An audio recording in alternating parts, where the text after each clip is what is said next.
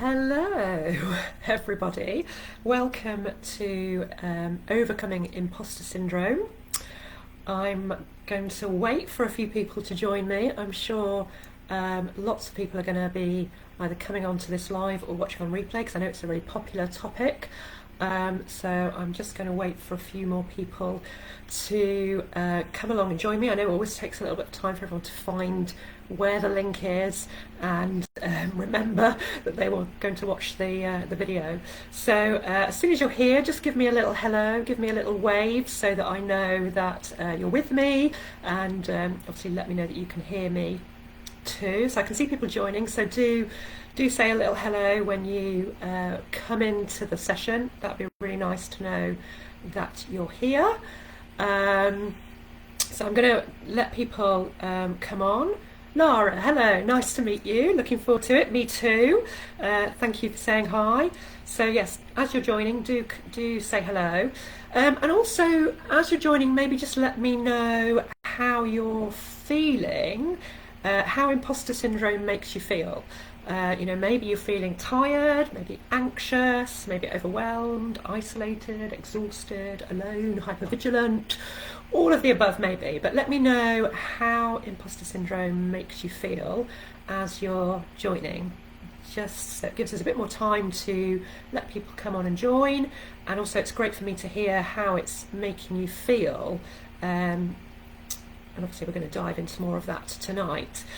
So welcome if you're just joining, do say hello, and if you feel comfortable, let me know how imposter syndrome makes you feel. Because I'm guessing if you're here tonight or you're watching on replay, it's because you want to stop feeling like an imposter, and you don't want to have all those kind of draining, stuck feelings hanging around. Hello, Katie. So Katie's saying it makes me feel I can't move on to the next role and a bit stuck as comfortable in current role. Yeah, and that's super common to kind of feel that sort of stuck because you're not sure about whether you can do the next role or whether you'd be good enough, all of those kind of imposter syndrome feelings that kick in. So anybody else who's joining, do let me know, how does it make you feel when you think about imposter syndrome? Because what we're going to do tonight, I'm going to show you how you can start to overcome imposter syndrome feelings, and we're going to break it down and unpack it. So by the end of the session, you're going to learn more about what you can do to take back control rather than imposter syndrome controlling you in your career. And I'm going to also at the end share a special offer with you. So if you want some help with it, because for some people you feel like you can do it on your own and that's great, but for some people they want help with this. So stay on at the end if you want to find out a bit more about the special offer. So it's great to have lots of you here. If you have just joined, do say hello, let me know you're here, and maybe share how imposter syndrome makes you feel. So does it make you feel anxious, overwhelmed, stuck, isolated? What's going on for you when you think about imposter syndrome? Because you're in the right place, because often imposter syndrome makes us feel like a fraud, feel worried we're going to be found out, think you're going to be exposed, feeling anxious about your work performance, and, dreading Sunday nights. And that's not great, is it? Laura's saying, makes me feel like I'm going to get found out. Definitely, that is a really common feeling with imposter syndrome.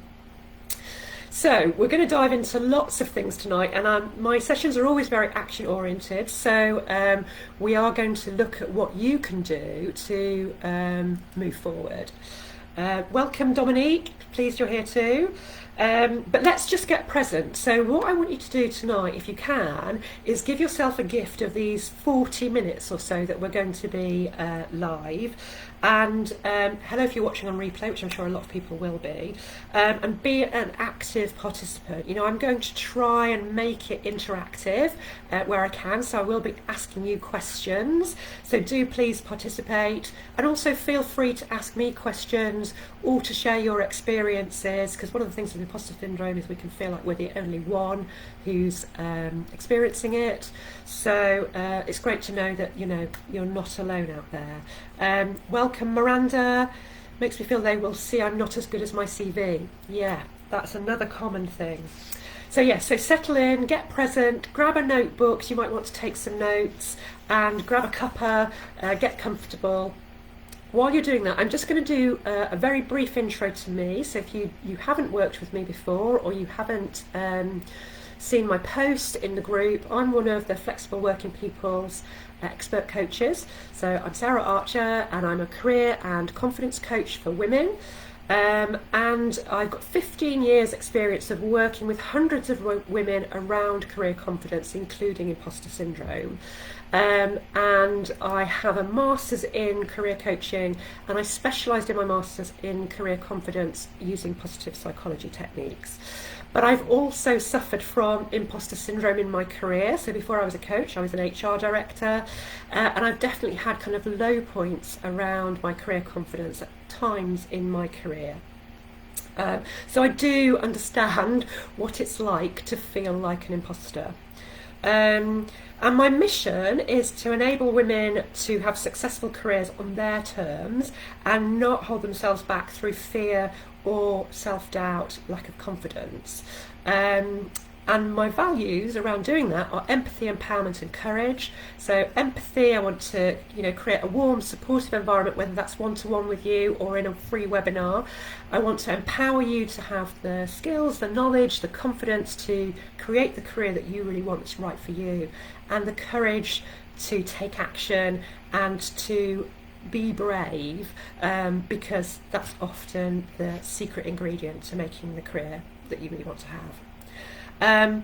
Welcome, Gabby. It is a really interesting topic, definitely. It's probably more than 40 minutes worth, but I'm going to try and keep it short and action oriented. So the first thing to say is that you're not alone. I mean, obviously there's a group of you on tonight who are probably all feeling imposter syndrome feelings. I felt it, and the research tells us that around 70% of adults feel imposter feelings at some point during their career. So for some people it can feel like it's a fixed state and that they've always felt that and that's just how they feel. For other people it can be that it can come and go, and that it can be triggered by particular events like being promoted or getting a new job that can kind of bring up those imposter syndrome feelings. And I just wanted to kind of ask you a question, really, was whether you can imagine what it would be like to wake up and feel confident, assured and looking forward to going to work. So it might feel a stretch at the moment, I don't know, but in the chat I'd love it if you just pop in a yes or a no, as can you imagine how that might feel if you just knew you felt great about what you did, or you felt super confident. You didn't have that kind of feeling of dread that something's going to happen where you're going to be exposed. So just pop in the comments if you, yes or a no, if you can imagine that. While I just talk you through the breaking it down, because the dictionary definition of imposter syndrome, I'm just going to read this out, is it's a psychological pattern in which an individual doubts their accomplishments and has a persistent and internalised fear of being exposed as a fraud. Okay, so the key thing to note there is that it's a psychological pattern. Okay, it's not a fixed state. Patterns can be changed, patterns can be broken. So I think that's kind of something to really, hold on to, is that you can change this way of thinking. It is possible, and I'm going to share with you tonight some techniques. The other thing is to notice that there's this disconnect that people with imposter syndrome feelings have between their actual performance and their perceived performance. So if you suffer from imposter syndrome feelings, you often feel that your performance is really low, your capability is really low, but the reality of actually how you do perform is often very, very different. So hold that thought while I just check in. So Miranda's saying no, she can't imagine being confident. First interview tomorrow. Oh gosh, good luck for that, Miranda. Alison, hello, nice that you joined us. So, there is this disconnect, and it can be really interesting because sometimes people can present at work as being very confident and good at their job, but inside they are feeling that they're just waiting to be found out, that they're not good enough, that, as one of you said, they're going to look at your CV and think, well, this isn't true. So it is that telltale sign, that disconnect between your actual and your perceived performance, and that you are judging yourself really harshly, despite maybe positive performance reviews, great feedback. Okay, so and often if you were asked to describe your success, you might say, well, I had help, they couldn't recruit anybody else, I was lucky, you just kind of downplay your successes. You're not going to own it and say, well, yes, I deserve this success because I've worked really hard and I'm good at what I do. You sort of downplay it. So just to kind of add a little extra dimension, it's useful to think about the causes of imposter syndrome. Now, there's no definitive cause. There's a lot of possible contributory factors which it's useful to maybe think about in terms of having a kind of compassionate stance towards yourself, because often, as I just said, we're kind of judging ourselves really harshly, and actually we want to start maybe thinking about this in a compassionate way. So, you don't have to pin down what was the trigger for you, what was the cause of your imposter syndrome feelings, but it's useful sometimes to just realise when it started, and maybe what some of the factors might have been that have led you to feel this way and to think in this way, so that you can be kinder to yourself about why you're sort of stuck in this pattern. So there can be low family expectations. So if you were labelled as the non-academic sibling maybe, or your family didn't have high career expectations for you. It could be critical parenting, so you might have had a parent where you felt you could never be good enough. And there's no blame here around parenting. Everyone does the best they can in the circumstances. Or you might have been in a very competitive environment at school, at university, or in your early career. Or you might have felt a need to fit in. You might have been part of a friendship group or a peer group that didn't value intellect or career success, so you kind of always played down your achievements to fit in with those people. Or it might have been early workplace experiences or culture. So in my early career, I was on a management training scheme. I was quite young. I was often put in management positions of people who knew more than me, were older than me, had done the job that I was doing, and I felt I didn't know enough. I wasn't a leader. How could I tell these people what to do? So you can sometimes see where these early experiences have shaped your thinking around feeling like an imposter. Or you might have had a boss who kind of eroded your confidence and stopped you from feeling proud and celebrating your achievements. And then we've got the overlay of kind of society's messages around women's place in the workplace, and that can also contribute to feelings of being an imposter as well. Or it could be a combination of those things. So it's useful just to reflect on maybe what my experiences were and what has contributed to me feeling like this, and be compassionate about it. And you'll see compassion is going to be a theme throughout tonight, because what happens when we develop this psychological pattern, this way of thinking around imposter syndrome, is that we start to develop lots of coping and protecting strategies to enable us to function. And this is linked to our brain wanting to keep us safe, and so not wanting us to be exposed to risk. And obviously if we feel like we're going to be exposed as a fraud, that's a potential risk. So our brain wants to keep us safe. So we find ourselves doing things which aren't helpful, which we're going to talk about tonight. And it also has an impact on our career. And I'd love to know in the chat if any of these things resonate with you in terms of impact on your career. So let me know which one of these you can identify with. So it might be that you end up working crazy hours because you want to just deliver and show that you can do it. You might find you can't switch off work, you're constantly thinking about it. You might be hypervigilant, so you're always kind of looking for potential exposing situations, which means that you are feeling anxious a lot of the time. You might procrastinate because you don't want to do that report in case you get poor feedback. You might not push yourself. You might avoid the limelight and want to be inconspicuous. You might have developed perfectionist tendencies because you want everything to be perfect so you don't get found out. You might feel overwhelmed. You might feel exhausted from pretending to be confident.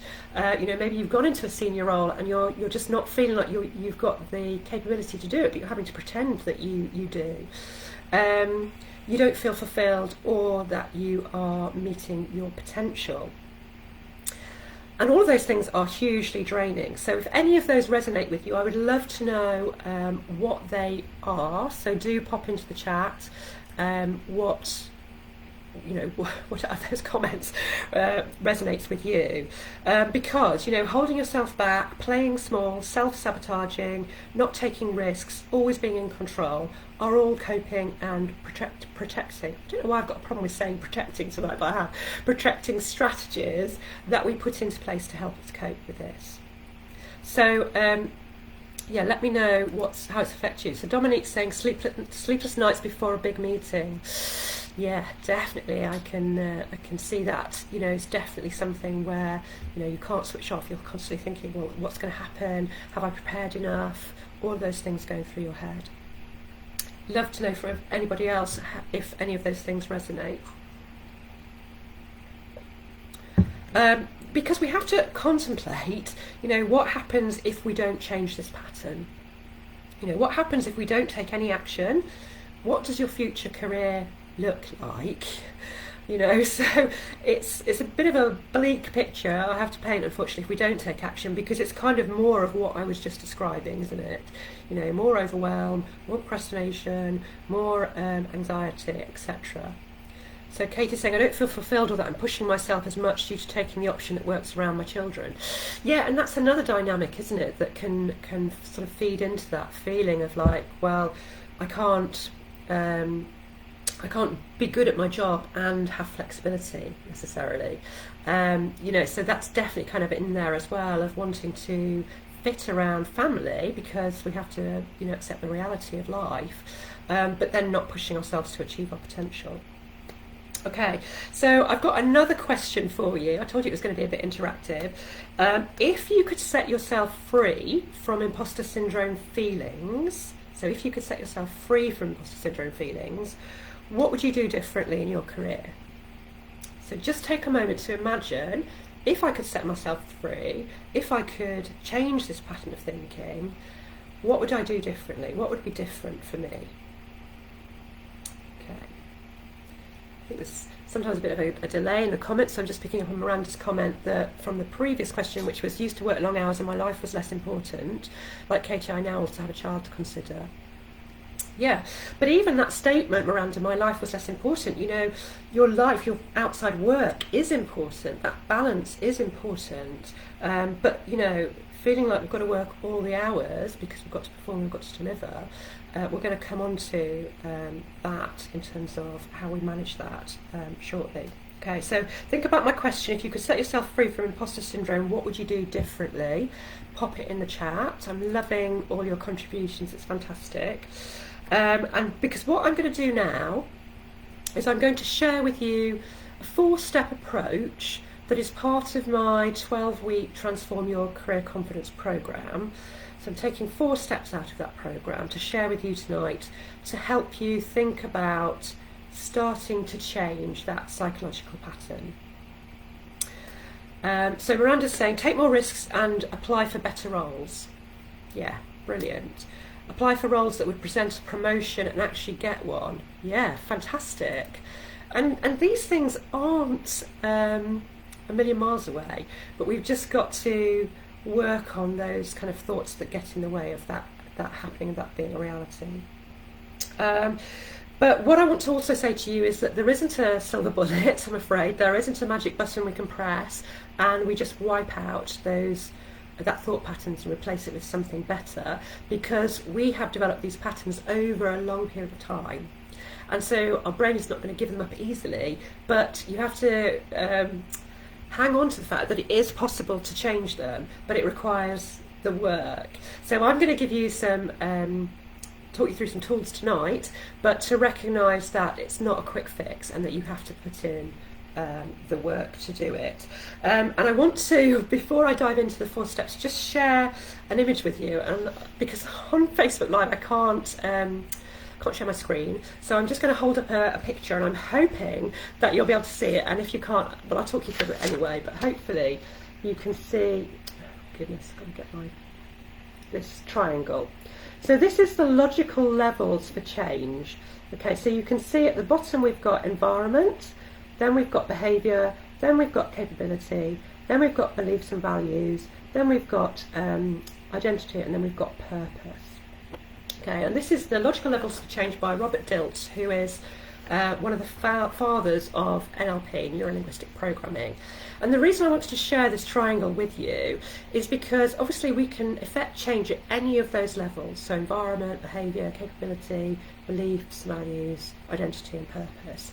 So we might think, okay, well, let's change it at the environment level. I'll just get another job, it'll be in a more nurturing organisation, and it might make you feel a bit better about those imposter syndrome feelings, but it won't change them. They're still going to be there, they'll still impact you.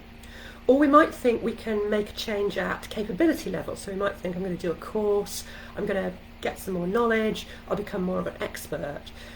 And that might make you feel a bit better for a period of time, because you feel a bit more knowledgeable about what you're bringing to work, but it's still not going to affect that psychological pattern that you've developed, which is why I wanted to kind of flag to you, we have to do the work at the identity and the beliefs level to affect long-term change. So we all have limiting beliefs, and we're going to talk about them tonight in terms of being able to change them into more empowering beliefs. And we also need to think about identity, because if you're somebody who might think, well, I am somebody with imposter syndrome, then you are at identity level with your imposter syndrome feelings. So we have to work at shifting that for the change to be embedded in the long term. And then the change can work down in terms of then having an impact on your behaviour, capabilities, environment, but it can't work up. So just by changing your job, you're not going to change how you feel about imposter feelings. So let's look at the first step then that we're going to take. And also, actually, what I wanted to do is check in with you, because working at that identity and belief level can feel uncomfortable. If you've ever tried to change a limiting belief before, it can feel uncomfortable. So you have to be super motivated to want to change this imposter syndrome feelings. So I'd like to just check in with you in the chat. If we have a scale of 1 to 5 in terms of motivation, where are you at? 5 being I'm super motivated, I've had enough of this imposter syndrome feelings, I want to get rid of this way of thinking. Or 1, it's actually not that bad, I can live with it. So where are you on that motivation scale? Let's just do a check-in and see where you are in terms of motivation for change. So just pop in the chat what your current motivation level is, and while you're doing that, I'm just going to give you a little client example, because I think it's always encouraging to hear other people's stories and to know actually it can be done. So I'm just going to tell you about a client I worked with called Sue, who she did my Transform Your Career Confidence 12-week programme. She came to me because she was about to be appointed, well, she'd got a new job as a deputy director, but she had quite a long notice period, and she was also taking a bit of a break before she started her new role. So she wanted to do some work around imposter syndrome, because she didn't want to go into that new role knowing she was going to be triggered, because she'd got promotion, she was managing a larger team, it was kind of her first real leadership role, and she wanted her confidence to be high. She didn't want to be feeling like a fraud, or that she was going to get found out, or that they were going to regret hiring her. So she really wanted to take action. So I worked with her through these 4 steps that I'm going to take you through, plus some other things that we did in the confidence program too, and she really embraced them. So she was super committed. She was probably a 4.5 to 5 on the scale, I've just seen Lara's popped in a 4, brilliant. And so she really embraced the thinking patterns work that we are going to talk about. She experimented with lots of tools and strategies to support that work, and she committed to maintain the work, because with this kind of work, it's going to be ongoing for a period until you've really embedded the new way of thinking. So she then started her new role feeling very different to how she'd felt in her previous role. And, you know, I check in with her every now and then, and she's doing really well, she's enjoying that role, and she's maintaining the new way of thinking. Yes, she's had little slips, but she's maintaining it so that she's never going to go back to feeling that way about herself that she had done in her previous jobs. Okay, so we've got Dominique's a 3.5, and Miranda is not a 5. So I'm guessing that's somewhere between 4 and 5. So all pretty good. So you could think to yourself, maybe what would take me up a point or half a point? What would I need to move up to that next point? But already kind of those are good signs that, you know, you are motivated to make this change. You know, you've turned up tonight. That's definitely showing motivation to want to change. So step 1 is understanding the rules that you've created for yourself that may have become distorted. So we all have a kind of rule book that we operate by in life. So, you know, on a basic level, it's don't step out off the curb if there's a car coming. So these rules, you know, help us navigate life. And obviously, as we've come into the world of work, we've developed rules for working. And those rules are going to be helpful, but there are going to be some rules that we have which have become distorted. And because they're unconscious, so if I said to you now, name one of the rules that you operate by, you might not be able to tell me what that rule is. So because they're unconscious, we're not really aware of the impact they're having on us. So I'm going to share with you some rules, and I'm going to give you a little technique that you can use to try and unpack your rules. So some of the rules might be, well, I mustn't challenge or outshine anybody senior to me, or I must deliver everything to an exceptional standard, or I must keep my head down so they don't focus on me. So these might be distorted rules that people have developed, and you might be listening to that thinking either, yeah, I have one of those, or you might think, they're a bit unrealistic, aren't they? But by making them conscious rather than in the unconscious, we can start to see the impact on ourselves of having those rules, and also how unrealistic they are. So to find what your rules are, there's some simple sentences that you can use. I'm just going to share a couple of them tonight, where you fill in the blanks. And I'm going to give you some more examples as well, because I think it's quite hard to do if you don't kind of have some examples to really trigger what your thinking is. So you might want to just jot these down so you can work on them later. So if I were really smart, I would blank. I know I'll be competent at X when blank. I should always blank. And then you fill in the rest. So let me give you some examples. So if I were really smart, I would understand everything first time. If I were really smart, I would always know what to say. I'll be competent at X when I know everything there is to know. I know I'll be competent at X when I can do everything myself. I should always over-prepare. I should always never contribute unless I'm 100% sure of my contribution. So you might already be starting to think about what your rules are, but you might need to go away and have some quiet time to really just think about, how would I answer those questions? What are the rules that drive me in terms of how I might approach a project, a piece of work, a job, a task, etc. And then obviously we want to choose one. We don't want to try and focus on all the rules, because it would just be overwhelming and we wouldn't make any progress. We want to choose the one that has the most impact on us. So in this case it might be, I should always over-prepare. So if you know, you're spending days preparing for a meeting, you're not sleeping at night because of that meeting, you're working lots and lots of hours to always over-prepare so you never feel underprepared, then that might be really impacting your life, basically. So we want to choose the one that's having the biggest impact, and then we want to reframe that rule. And there's a really nice technique that you can use by taking a different position and thinking, if my best friend told me that was the rule that drove them, what would I say to them? Okay, so taking a different position can help you get a bit more clarity about, okay, so maybe I would say, what does over-preparing mean? Is that 3 hours every night? Is that realistic? Do you really need to over-prepare for everything? How would you choose what to focus on that really does deserve to have preparation time and what doesn't? So you can start to think about how you might then reframe that, because you can see how unrealistic it is.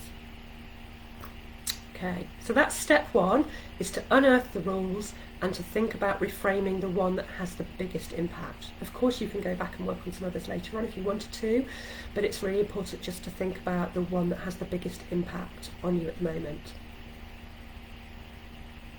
Okay, so then we're going to go on to step two, and you can see why, as I explain these, why you need to have the motivation and the energy to do this work, because we are bringing from the unconscious all the stuff that is really not helpful, that is kind of getting in your way of having the confidence and the career success that you really want. So the second step we want to do is identify the limiting beliefs that underpin those, that often underpin those rules. Now, we all have limiting beliefs of some description, but what we want to do is not let them get in our way. We want to change them into empowering beliefs instead. Because what happens with a belief is that it might have been a throwaway comment at some point in your career about a piece of work that you might have done, or your performance, or it might be something that didn't go well that really kind of had an impact on you, and then you've developed a belief about your ability or your competence or whatever it is in that area. And then what we do when we have a belief is we then look for evidence to support that belief. Okay, so if I believe I'm not very good at X, I'm going to then look for the evidence that shows me I'm not very good at X. And even though there might be evidence out there that tells me I am good at it, I'm going to discount that. Remember about this kind of harsh judging that we have. I'm not going to engage with that positive evidence. I'm just going to focus on the stuff that tells me I'm not good at this particular thing. Okay, and that belief becomes entrenched, and what we have to do is work really hard to change it around. And I'm going to take you through a little process that you can use to change that belief. And I'm just conscious of time because we've still got a lot to get through. So I'm going to give you an example of a belief. So the belief we're going to look at tonight might be that I have to work exceptionally hard to be successful. So to be successful in my job, I have to work really, really hard, which kind of ties in a little bit to one of the ones we were talking about earlier. So the first question we have to ask once we've identified the belief, and again, we're not going to work on hundreds of beliefs, we're going to choose the one that has the most impact, is how has that belief served you?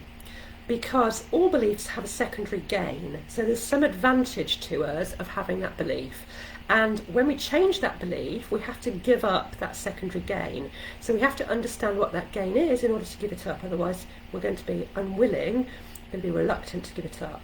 So the secondary gain, i.e. how has that belief served me, of having that belief I have to work exceptionally hard, is that I have become successful. Because I've worked long hours, I've worked really, really hard, I actually have achieved success. So your little voice in your head, your inner critic, which we're going to talk about in a minute, might be going into overdrive saying, if you stop working hard, you're not going to be successful anymore. Okay, so we have to then think about, okay, how has that belief not served me? So what has been the cost of you having that belief, so that we can show that the cost actually outweighs the benefit.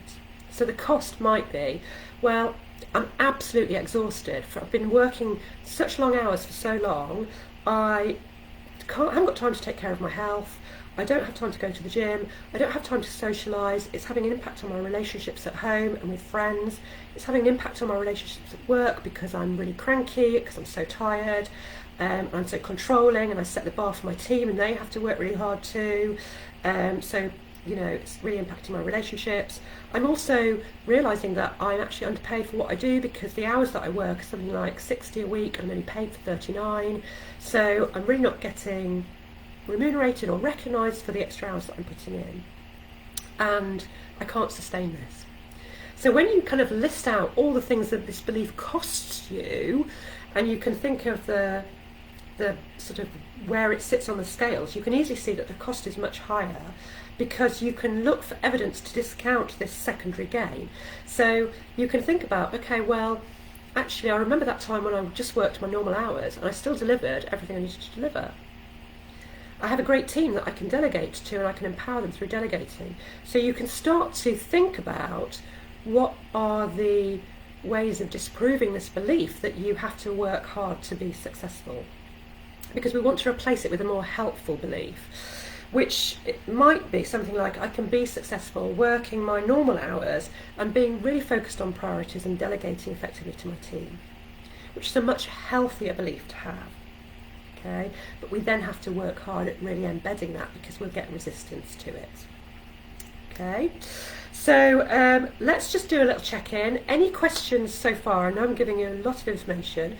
Don't forget this is going to be recorded, so you can go and replay it. You can stop and take time to work through some of these steps on your own. But any questions, what we've covered so far, do pop them into the chat. I'm just going to have a little sip of water because my throat's beginning to go. So yeah, any questions? And we're going to look at step 3 next, which is also kind of interlinked with what we've talked about, because step 3 is about, noticing your inner critic, which we've kind of referenced a little bit as we've been going along, and noticing what you're saying to yourself. So like we all have limiting beliefs of some sort, we all have inner critics. And if you suffer from imposter syndrome feelings, then you're probably going to have a very loud, a very vocal inner critic, because your brain is using the inner critic to stop you exposing yourself to being vulnerable, to being found out. It's using the inner critic to stop you taking action, essentially, that might put you in danger, and danger in inverted commas. And so we have to deal with the inner critic as well as the limiting beliefs and the rules, because your inner critic is the thing that reinforces the belief and reinforces the rules. So what the first thing we can start to do is just to notice, because like the beliefs and the rules, your inner critic, you've had it for so long, going blah, blah, blah, blah, blah, that you kind of stop being conscious to what it's actually saying.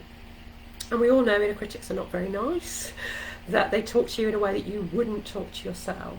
So we want to just initially start to notice, to bring again that unconscious into the conscious, how you talk to yourself at time of stress, when you're about to do something new, when you've got a meeting, when you're feeling a bit tired. What are you saying? What's the narrative that you're playing to yourself? So just noticing, we're not taking any action on it, we're just noticing, writing down what we're saying to ourselves. And then we can start to see again how harsh we're being, how unrealistic we're being, what kind of pressure we're putting on ourselves. And we can start to think about creating a different narrative, because we have an inner coach as well. And what we want to do is give more power, more vocal power to your inner coach. And we want to develop more self-compassion. So just like, what would you say to a friend? That's another stance you could take with your inner critic. So when you start to notice the narrative that you're playing, because it will be on repeat, you can then start to create a new narrative that you want to actually use instead. And it's then being conscious about, okay, I can hear my inner critic. What's the different narrative that I want to take? And sometimes with my clients, they write down a new, more compassionate narrative that they can access when they can feel themselves slipping into inner critic. Can't always do it, sometimes it just happens in the moment, but it's just again that kind of being really conscious about it and knowing that there's an alternative way. And sometimes you do need support with this, because you've got to recognise, as I said before, these thought patterns have been with you for a long time. They're not just going to go by you just rewriting one limiting belief. You've got to really do the work that then supports that and starts to change your thought patterns. So Laura's saying, I have to stop myself from saying anything because I'm worried I'll say the wrong thing. Yeah, and then probably Lara, you're sitting in that meeting and somebody else says the thing that you were thinking of, and everybody goes, yeah, that's a really great contribution. And you're thinking, why didn't I say that?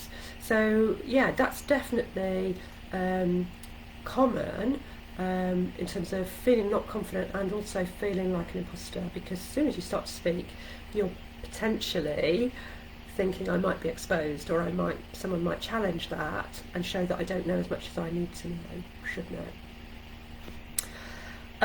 So I'm hoping you can see, and so give me a yes, that you can see that by bringing these thought patterns into our consciousness, we can then start to effect change, because we've really got to notice what we're saying to ourselves, what rules we're playing by, what limiting beliefs we're holding dear, to be able to change them into a new narrative and more empowering beliefs. So give me a yes if you can see, actually, yeah, I need to do some work about really bringing that kind of unconscious stuff into the conscious realm. Okay, so then we've got step 4. But, steps 1, 2 and 3 are really the foundational work that you have to do, which is why sometimes you need help to do it, because it is, more challenging. You can do some of it on your own, definitely, but sometimes you need help. And then step 4, yes, Miranda, brilliant, great, thank you. Step 4 is resetting your career aspirations, because obviously, as it's been coming through in the chat, you are definitely kind of holding yourself back if you're feeling like an imposter. So if you've done that work around changing your mindset and your thought patterns, then what we want to do then is reset your career aspirations to match your new way of thinking. So,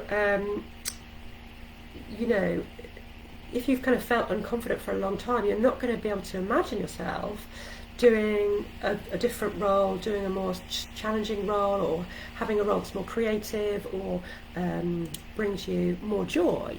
So what we want to do in step 4 is to really think about what you want and what would bring you joy, what would make you feel good about work.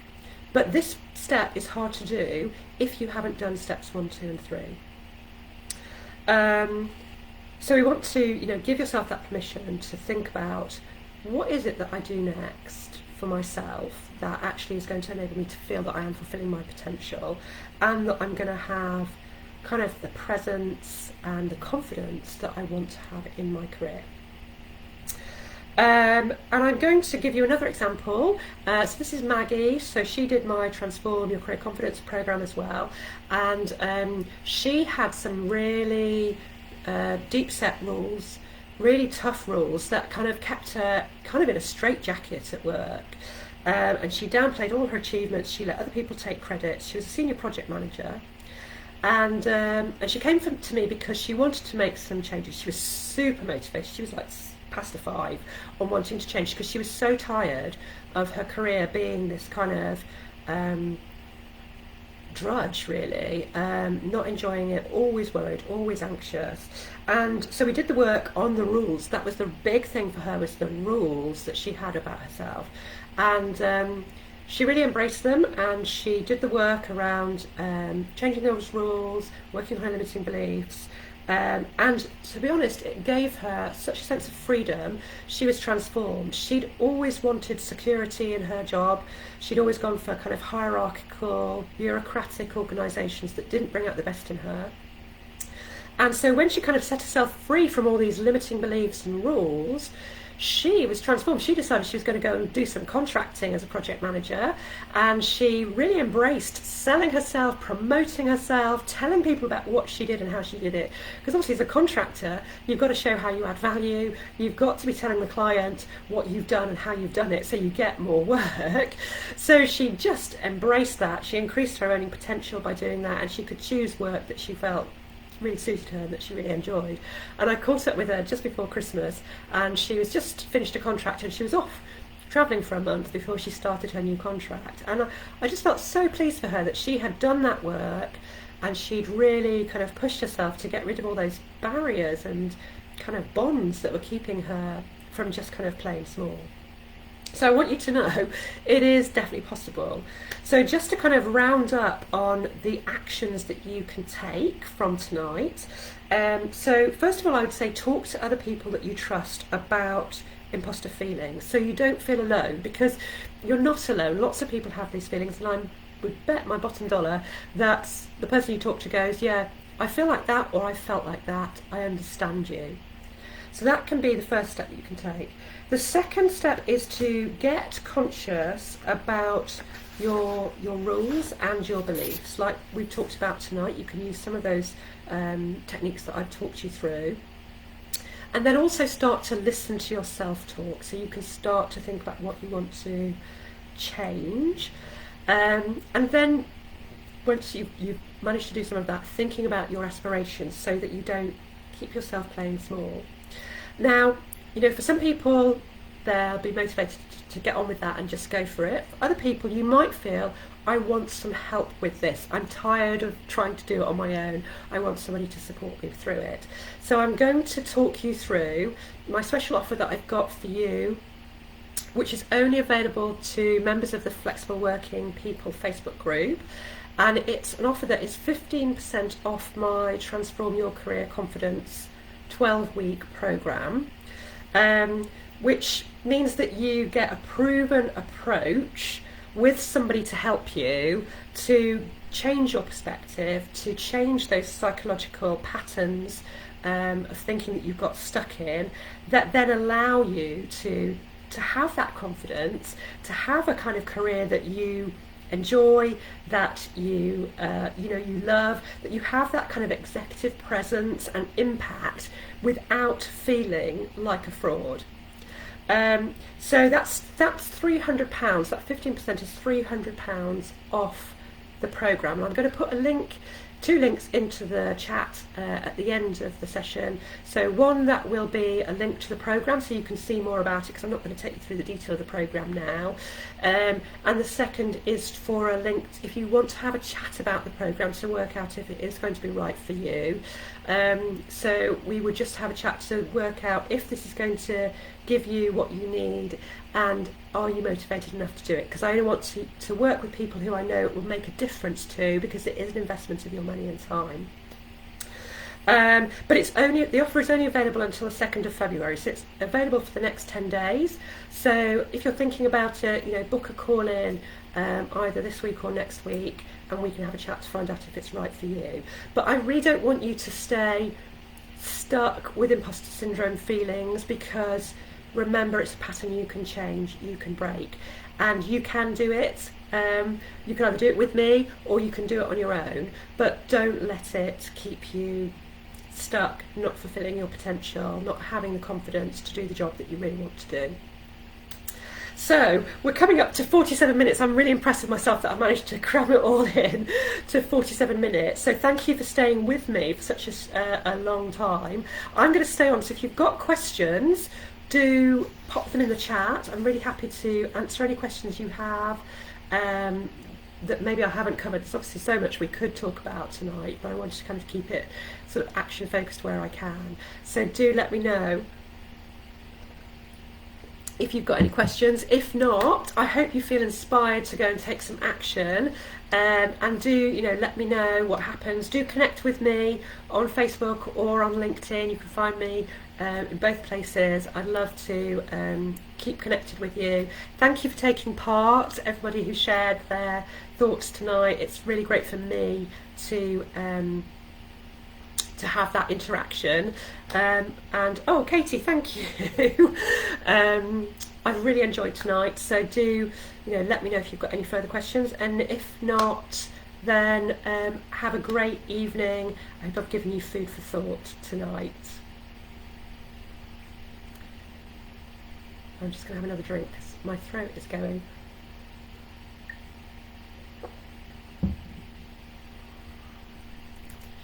Okay, well, I can't see any questions coming through unless there's a bit of a delay. So I'm just going to say good night to everybody. And again, thank you very much for joining me. Thank you, Corinna, for coming along. And do let me know what happens on your imposter syndrome journey.